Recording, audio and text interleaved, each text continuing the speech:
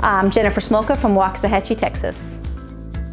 So we had a family member recommend StormGuard to us. They knew that we had some roof difficulties with a recent storm, and so they recommended to us that we contact Steve with StormGuard to see if they could help us solve our problems. The biggest thing for us was really just how they fought for us with our insurance company.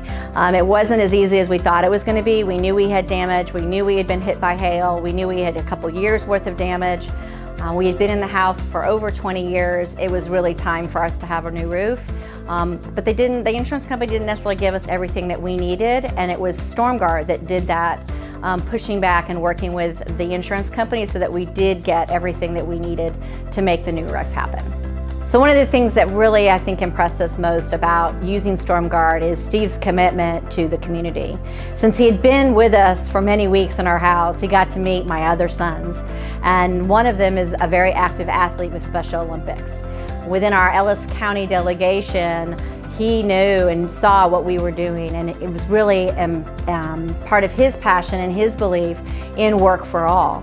And so he kind of followed us along, and recently, as part of StormGuard Cares, was able to support our Special Olympics delegation to go to a national competition for unified bowling.